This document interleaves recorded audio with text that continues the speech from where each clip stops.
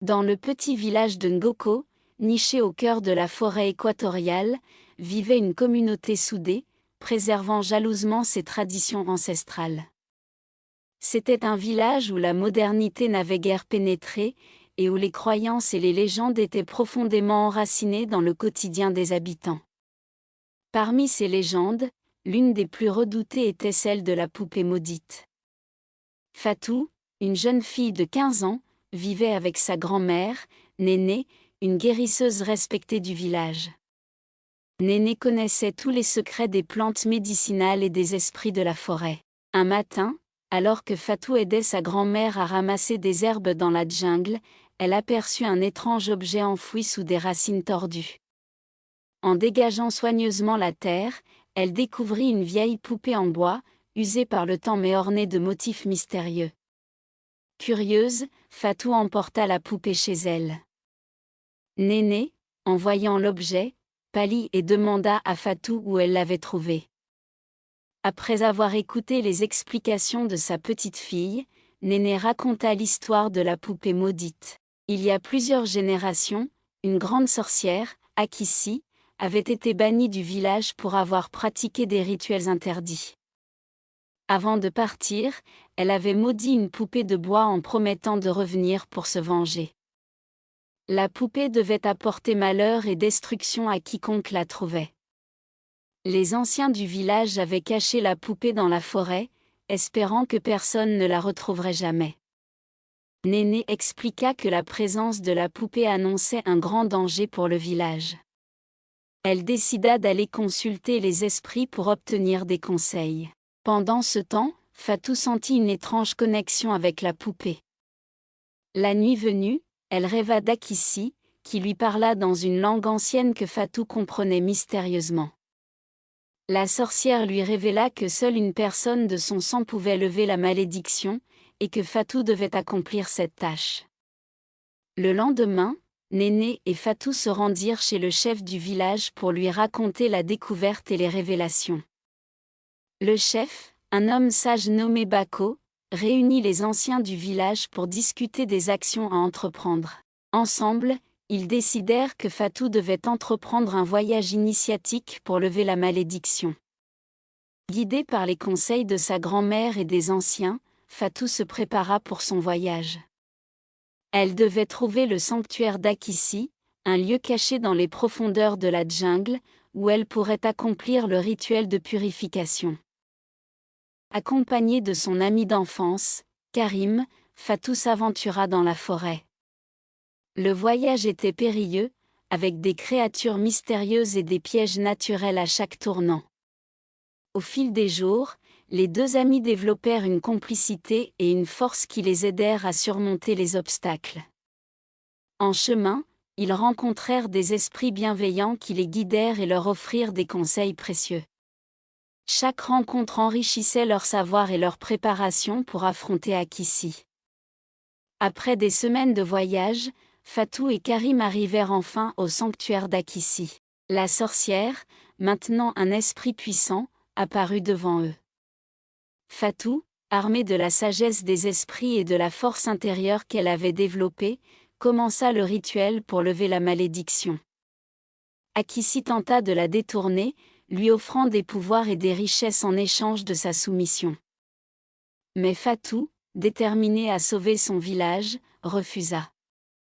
Le rituel fut long et épuisant, nécessitant toute la concentration et la foi de Fatou. Finalement, après une lutte acharnée, la malédiction fut levée. Akissi, libérée de sa propre colère, trouva la paix et disparut, emportant avec elle les ténèbres qui avaient enveloppé la poupée. Fatou et Karim retournèrent au village, acclamés comme des héros. La poupée, maintenant purifiée, devint un symbole de protection et de résilience pour le village. Néné, fière de sa petite fille, la bénit et la remercia d'avoir sauvé leur communauté. Le village de Ngoko reprit son cours paisible, mais l'histoire de Fatou et de la poupée maudite devint une légende que l'on racontait à chaque génération, rappelant à tous le pouvoir de la foi, de la bravoure et de l'amour pour sa communauté.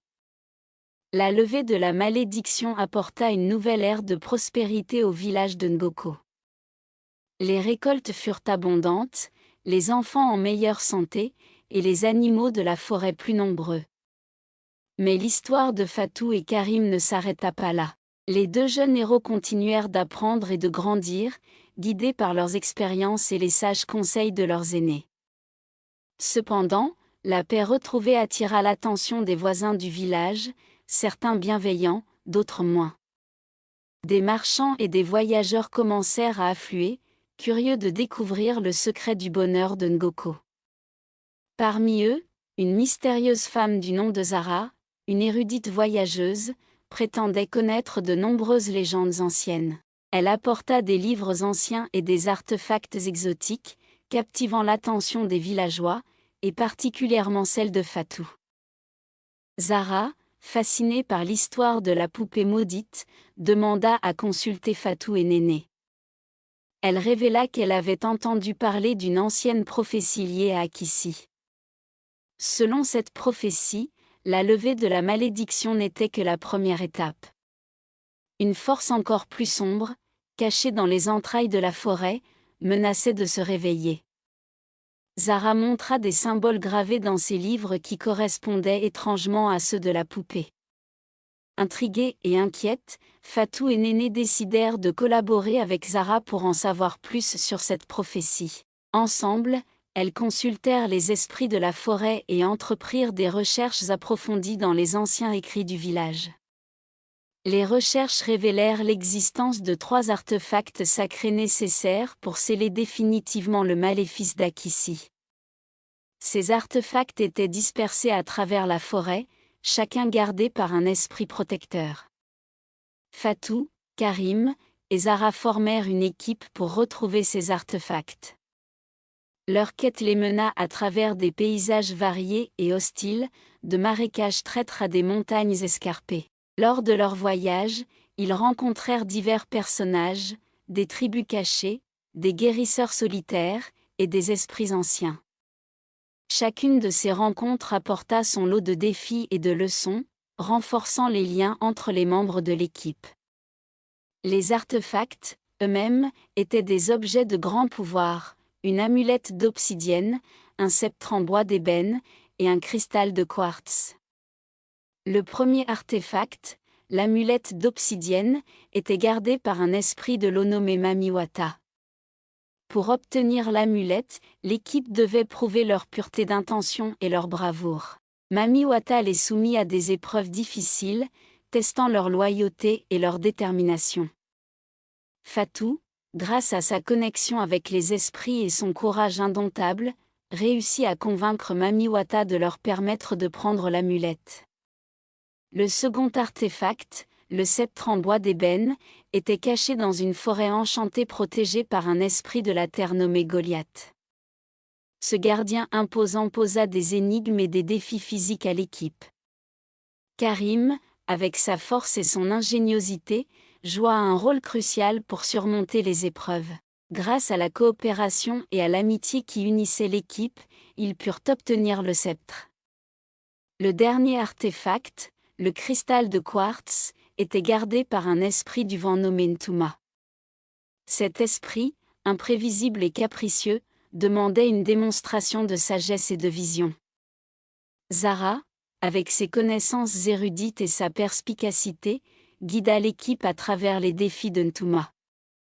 La quête du cristal impliquait des visions du passé et du futur, révélant des vérités profondes sur eux-mêmes et leur mission. Avec les 3 artefacts en leur possession, l'équipe retourna au village de Ngoko. Sous la guidance de Néné et des anciens, ils entreprirent le rituel pour sceller définitivement le maléfice. Le rituel nécessitait une synergie parfaite entre les artefacts et les chants ancestraux du village. Pendant le rituel, Akissi apparut sous forme d'esprit pour une dernière tentative de vengeance. Une bataille spirituelle s'ensuivit, mêlant la puissance des artefacts et la force intérieure de Fatou.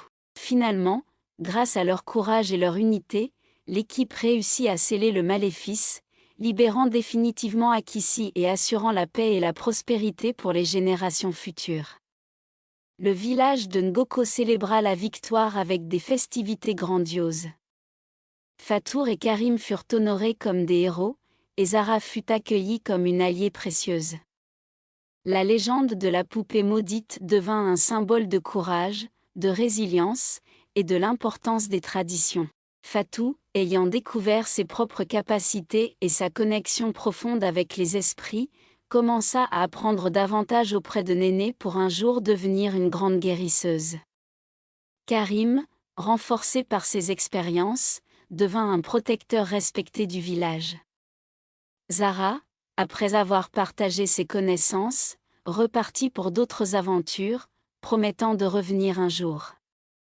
Le village de Ngoko continua de prospérer, gardant toujours en mémoire les leçons apprises et les sacrifices faits pour préserver leur paix. L'histoire de Fatou et de la poupée maudite devint une histoire contée à chaque génération, rappelant à tous la force de l'unité et de la détermination face à l'adversité.